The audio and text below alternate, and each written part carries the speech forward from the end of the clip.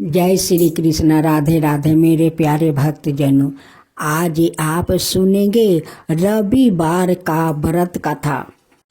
प्राचीन काल में एक बुढ़िया माई रहती थी। वो नियमित रूप से रविवार का व्रत करती है।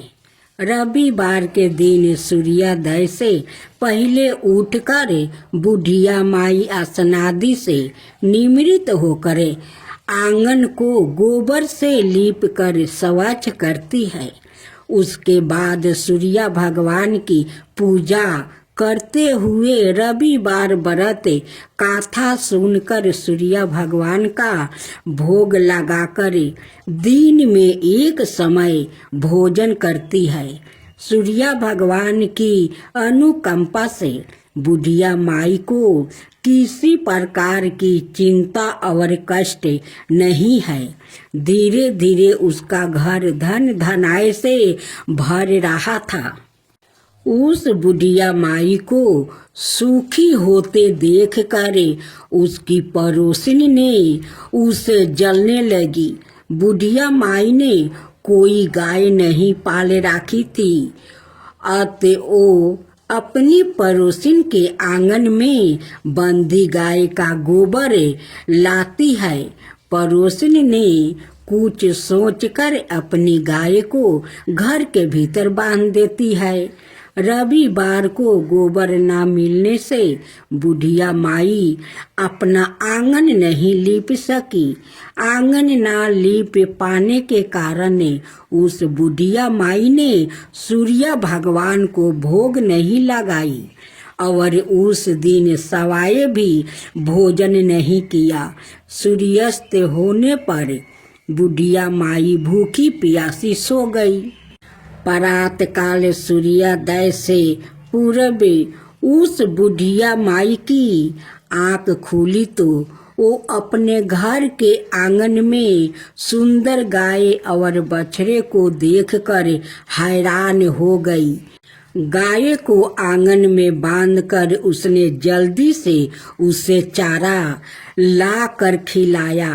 पड़ोसिन ने उस बुढ़िया माई के आंगन में बंधी सुंदर गाय और बछड़े को देखी तो वो उसे और अधिक जलने लगी। तभी गाय ने सोने का गोबर किया। गोबर को देखते ही पड़ोसिन की आंखें फट गई। पड़ोसिन ने उस बुढ़िया माई को आस पास ना पाकर तुरंत उस गोबर को उठाया और अपने घर ले गई और अपनी गाय का गोबर वहां राख आई। सोने के गोबर से पड़ोसिन कुछ ही दिनों में धनवान हो गई। गाय प्रतिदिन सूर्योदय से पूर्व सोने का गोबर किया करती है और बुढ़िया माई के उठने के पहले पड़ोसिन उस गोबर को उठा कर ले जाती है। बहुत दिनों तक बुढ़िया माई को सोने के गोबर के बारे में कुछ पता नहीं चला। बुढ़िया माई पहले की तरह हर रविवार को भगवान सूर्यदेव का व्रत करती रही और कथा सुनती रही। लेकिन सूर्य भगवान को जब पड़ोसिन की चालाकी का पता चला तो उन्होंने तेज आंधी तूफान चलाई। आंधी का प्रकोप देखकर बुढ़िया माई ने गाय को घर के भीतर बांध दिया। सुबह उठकर बुढ़िया माई ने सोने का गोबर देखी। उसे बहुत आश्चर्य हुआ। उस दिन के बाद बुढ़िया माई गाय को घर के भीतर बांधने लगी। सोने के गोबर से बुढ़िया माई कुछ ही दिन में बहुत धनी हो गई। उस बुढ़िया के धनी होने से पड़ोसिन बुरी तरह जल भूनकर राख हो गई। और उसने अपने पति को समझा बुझा कर उसे नगर के राजा के पास भेज दिया।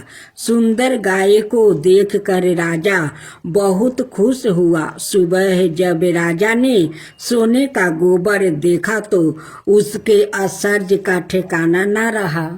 उधर सूर्या भगवान बुढ़िया माई को भूखी प्यासी देख कर इस तरह प्रार्थना करते हुए देखे, उस पर बहुत करुणा आई। उसी रात सूर्या भगवान ने राजा को सपने में कहा, राजन, बुढ़िया माँ की गाय बछड़ा तुरंत लौटा दो, नहीं तो तुम पर विपत्तियों का पहाड़ टूट पड़ेगा, तुम्हारा महल नष्ट हो जाएगा। सूर्या भगवान के सपने से बुरी तरह भयभीत राजा ने परात उठते ही गाय और बछड़ा बुढ़िया माई को लौटा दिया। राजा ने बहुत सा धन देकर बुढ़िया माँ से अपनी गलती के लिए क्षमा मांगी। राजा ने पड़ोसिन और उसके पति को उनकी इस दुष्ट करतूत के लिए दंड दिया। फिर राजा ने पूरे राज्य में घोषणा करवाई कि सभी स्त्री पुरुष रविवार का व्रत किया करे। रविवार का व्रत करने से सभी लोगों के घर धन धनाय से भर गया। राज भर में चारों ओर खुशहाली छा गई। स्त्री पुरुष सुखी जीवन यापन करने लगे और सभी लोग की शारीरिक कष्ट भी दूर हो गया। अब आप सुने सूर्य उपासना। भगवान सूर्य परमात्मा नारायण के साक्षात प्रतीक है, इसलिए वो सूर्य नारायण कहलाते हैं। वैसे भी भगवान सूर्य प्रत्यक्ष देवता है और समस्त चराचर प्राणियों के आधार है। इसलिए त्रिकाल संध्या में सूर्य रूप से भगवान नारायण की ही आराधना की जाती है। उनकी उपासना से तेज बल आहु और नेत्रा ज्योति की वृद्धि होती है। भगवान सूर्य का अवतार ही संसार के कल्याण के लिए है। वो नृत्य सभी को चेतनाता प्रदान करते हैं। चराचर जगत पर कृपा करना ही उनका स्वभाव है। अपने भक्तों और उपासकों पर तो उनकी विशेष प्रति रहती है। पंचों देवों उपासना में उनका विशिष्ट स्थान है। भगवान भास्कर समस्त बुराइयों को दूर कर कल्याण और मंडल प्रदान करने वाले हैं, इसलिए उनसे प्रार्थना की जाती है। शास्त्रों किरणों वाले दूरादशतामा भगवान सूर्य हमें अस्त से तस की और अंधकार से प्रकाशी की और मृत्यु से अमरताओं की ओर ले जाते हैं। उनका अनुग्रह प्राप्त होने पर व्याकृत सताहु ही नहीं दीघर हो जाता है। उनकी उपासना से वृद्धि अत्यंत निर्मल हो जाती है, अंत कारण पवित्र हो जाता है और साधक भगवत प्राप्ति की योग्यता प्राप्ति कर लेता है। वृद्धि के ब्रेक भगवान सविता ही है, इसलिए गायत्री मंत्र भगवान से सर्द वृद्धि के लिए ही प्रार्थना की गई है।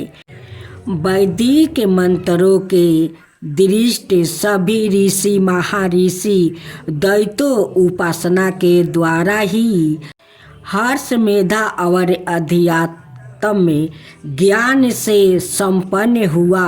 भगवान सूर्य सौलभ उपासना ही प्रसन्न होकर भक्तों को अपनी महानियों कृपाओं का अवलंबन प्रदान करते हैं। उनकी कृपा से ना जाने कितनों का उद्धार हुआ है, इसकी कोई गणना नहीं है। उपनिषद के ऋषियों को भगवान सूर्य की कृपा प्राप्ति हुई। उपनिषदों में वर्णित मधु विद्या, ब्रह्मा विद्या, दहर विद्या, ओपिकोलस विद्या आदि के पीछे भगवान सूर्य की उपासना ही है। भगवान सूर्य को गुरु भी कहा जाता है। श्री हनुमान जी ने इन्हीं से शिक्षा ग्रहण की थी। इन्हीं की कृपा से महायोगी